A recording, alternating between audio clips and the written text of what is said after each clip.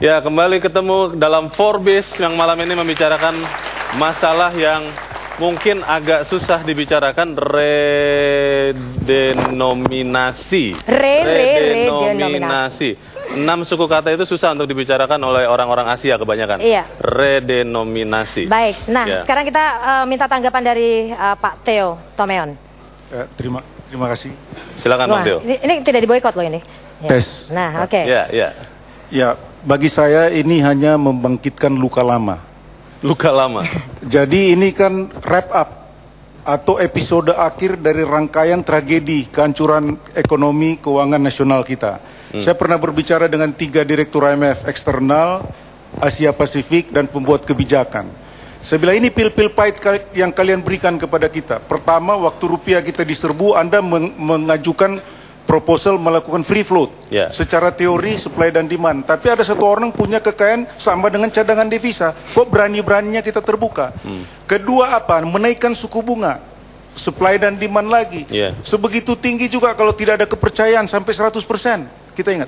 Ketiga, yang namanya penutupan plotter perbankan. Betul. Itu belum ada skala penjaminan, terjadi ras. Keempat, liquidity support BLBI. Kita tahu jam clearing dibuka sampai malam, helikopter kirim. Bank-bank ini yang terima uang beli dolar.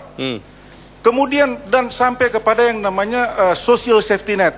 Sekarang rupiah kita tadi dikatakan oleh pedagang falas sudah sampah. Tapi saya bilang ini Mickey Mouse, sudah 10.000. Sekarang dia mau cuci-cuci, rapi-rapi. Istilahnya dia bikin 10.000 jadi 1. Orang lupa semua sudah yang lalu. Padahal kita masih ingat. Sekarang biaya di APBN saja triliunan, biaya krisis ribu triliunan. Itu orang seakan sudah lupa semua. Dan ini saya aneh kok. Ini lagu lama diputar lagi, episode akhir. Dan saya kira tidak akan menolong, percuma. Berapa duit yang akan dikeluarkan karena Anda kita setuju masih, berarti dengan redenominasi ini? Buat apa? Kita masih menganut sistem devisa bebas, kurs mengambang bebas. Jadi kalau kita pernah lihat 18.000, jadi kalau dia jadi 20.000 hanya jadi 2 perak.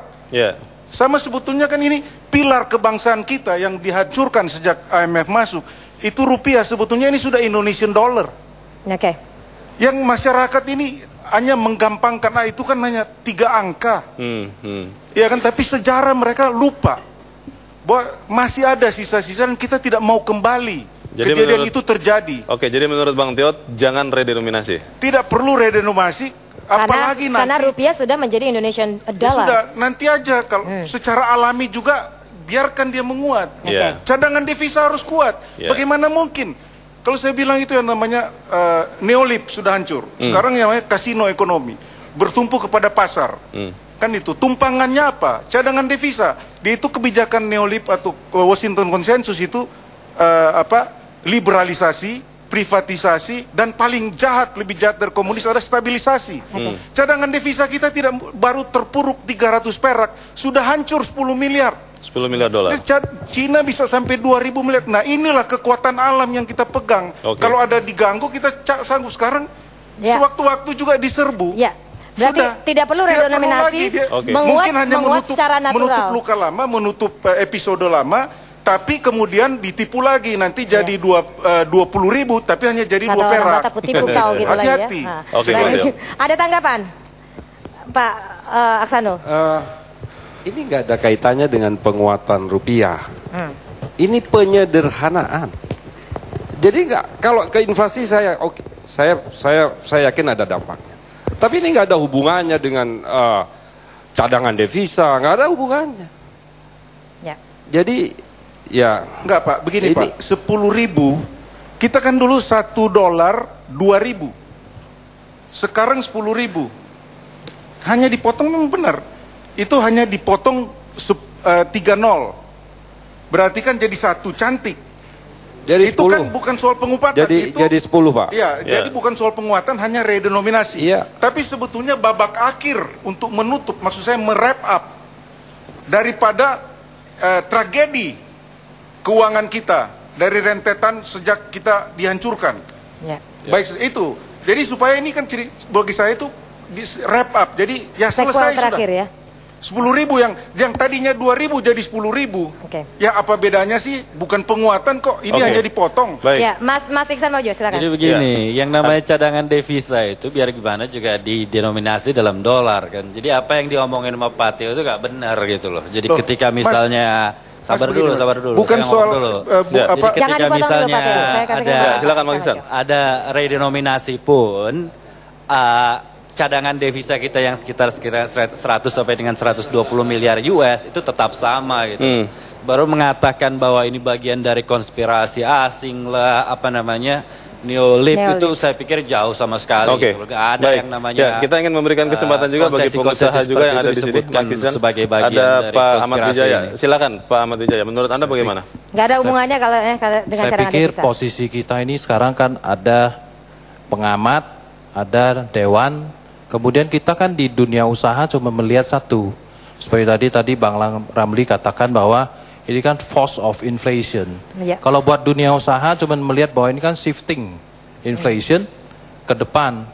Artinya posisi sekarang kita ini sebagai dunia usaha kita melihat bahwa kita sudah membayar inflasi nyata. Sedangkan pemerintah kan sudah mengumumkan bahwa ada indeks inflasi. Itu bertolak belakang sekali. Sehingga yang perlu dibahas itu adalah bagaimana menyelesaikan posisi inflasi indeks dengan inflasi nyata yang kita bayar sekarang. Karena rakyat ini sekarang kan membayar seluruh inflasi ini secara nyata, real. Bukan lagi indeks, tapi pemerintah kan terus mengkumandangkan posisi inflasi yang indeks. Kita melihat bahwa dari 9 bahan pokok sudah total mempunyai inflasi yang lebih dari 35%. Ya, poinnya Pak. Indikatornya adalah UMP yang dituntut oleh para buruh, itulah inflasi Jadi nyata. poinnya inflasi ini sudah terjadi Iya, gitu ya Pak, jadi- sudah dipaksa untuk betul, membayar inflasi yang tinggi tadi. Oke. Itu posisinya Pak Teo. Ah. Jadi kita melihat bahwa posisi di mana inflasi ini diperbaiki dulu, baru kita bicara redom. Baik. Oke. Itulah pesan kita untuk industri bagi Dewan ada di sini. Oke. Ini inflasi tolong diperbaiki dulu. Kalau nggak makin hari industri makin parah Pak. Ya. Baik, terima kasih Pak Wijaya. Ini ada juga pengusaha lagi, Maria di sini. Pak Natsir Mansur, silakan. Menurut Anda setuju atau tidak Pak dengan redenominasi ini? Saya kira gini ya. Tadi sudah disampaikan mengenai efek psikologisnya. Kalau terjadi efek psikologisnya, terjadi permintaan barang yang tinggi, itu positif bagi redenominasi. Artinya apa? Pengusaha akan menyiapkan barang yang lebih besar, kapasitas produksi bertambah, dan segala macam. Namun kalau redenominasinya, inflasinya rendah, permintaannya kecil, makanya berdampak kepada produksi kita jadi turun gitu. Ya. Akhirnya apa? Multi efek yang ditimbulkan daripada redenominasi ini adalah kos produksi yang menambah. Ya. Jadi tinggi kita punya kos produksi. Nah sekarang pertanyaannya, apakah Indonesia mampu seperti India menjaga inflasi yang sangat tinggi dan mematok barang yang harga barang A tidak naik selama setahun? Apa itu berani pemerintah? Yang kedua, harga pasar, operasi pasar raya komoditi di dalam negeri kita kalang kabut pemerintah untuk menekan inflasi. Ya. Apalagi ini terjadi begitu diberlakukan redenominasi, terjadi inflasi yang tinggi sekali. Ya. Nah ini berdampak kepada kos produksi yang selama ini kos produksi kita ini sudah menjadi lingkaran setan dan tidak terselesaikan sampai sekarang ini. Baik. Nah oleh karena itu perlu waktu yang sangat panjang, kira-kira 4-5 tahun lah diperlukan. Yang kedua, masyarakat kita di bawah ini kan dikatakan Pak Sigin, apa tahu mengenai redenominasi ini? Ya paling dia bilang, ini apa sih? Ini juga ini malam juga yang nonton juga mungkin Bingung. terbatas, bingung. Rakyat kita juga yang nonton, apa sih dibicarakan orang-orang di Metro TV sekarang itu? Kan kira-kira kan begitu kan? Ya, Pak. Namun itu Ya. perlu menjadi acuan buat kita bahwa hati-hati dalam hal mengambil kebijakan redenominasi Ya. ini gitu. Redenominasi. Kira-kira itu. Oke, terima kasih. Dari Pak Natsir. pengusaha muda, Hipmi, Angga. Dari dunia usaha juga concernnya tadi kita sepakat ya bahwasannya antara inflasi yang dibayar oleh masyarakat dengan indeks inflasi ini sangat berbeda konteksnya. Kita ambil contoh aja nilai tukar petani. Ini terus merosot. Tadi Bang Rizal Ramli juga sempat menyinggung sedikit ya. Kita ingat nilai tukar petani merosot terus, artinya daya beli di pedesaan dan daerah-daerah ini tidak mampu mendongkrak. Contoh juga UMP, kenaikan tingkat UMP juga kan tidak sebanding dengan kemampuan dia untuk membeli barang. Jadi mungkin concern utamanya kita di sini adalah bagaimana menjaga tingkat inflasi, dan inflasi sesungguhnya di masyarakat jangan angka-angka statistik terus yang dimainkan gitu loh. Nah, selama ini kan yang kita dapat gambaran selalu di media atau segala macam kan selalu angka-angka statistik, padahal sesungguhnya realnya ya ekonomi kita terus melemah. Belum lagi tadi Bang Natsir Mansur juga menyatakan bahwasannya yang terutama itu bagaimana kita jaga harga itu stabil. Nah, sekarang contoh daging impor yang baru-baru marak juga. Nah, ini kan menyangkut juga kita di produksi retail ini kan hampir bahan baku 40% dari sumber bahan bakunya adalah daging misalkan. Sekarang naiknya hampir 100% Bang Rizal. Ini bagaimana pemerintah ini menjaga stabilitas ini? Nah, yang paling penting bagi kita adalah pemerintah mampu melakukan stabilitas harga. Nah, ini yang paling terpenting. Saya pikir ini kan ada prioritas dari pemerintah. Ya, Mas Angga. Ini menyederhanakan nominal, bukan soal instrumen moneter untuk menstabilkan harga. Bang Rizal gimana? Maria, sebetulnya kita harus kembali. Apa sih? Kok perlu amat gitu loh? Cari-cari kerjaan aja. Iya kan? Apa? Bank Indonesia yang paling penting menurut saya menurunkan net interest margin. Karena itu terlalu tinggi. 6-7% paling tinggi di dunia. Dan itu tidak membantu dunia usaha. Jadi itu prioritas menurut saya Bank Indonesia. Yang kedua, penguasaan perbankan oleh asing yang sudah terlalu berlebihan. Itu prioritas. Jadi ngapain ngurusin hal yang kagak perlu gitu loh. Kayak kurang kerjaan aja. Nah, yang kedua adalah sekarang itu kita mengalami triple deficit. Defisit anggaran, defisit neraca perdagangan, defisit transaksi berjalan. Ya kan? Jadi malah nanti bikin ini memicu yang punya uang, wah nggak jelas nih, lebih bagus beli tanah, lebih bagus beli mata uang asing.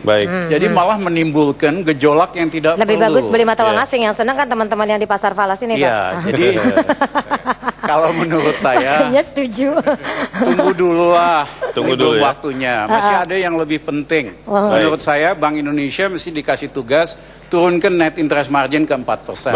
Untuk bantu rakyat, bantu biasa. Ngomong soal itu tadi, ini karena itu tadi ya, pada akhirnya mendingan pegang dolar, mendingan beli aset, dan ini akhirnya meningkatkan pembelian dolar Amerika, dan akhirnya membuat ada depresiasi pada nilai tukar rupiah kita. Kita akan tanya nanti kepada Asosiasi Pedagang Pasar Falas selepas selingan berikut.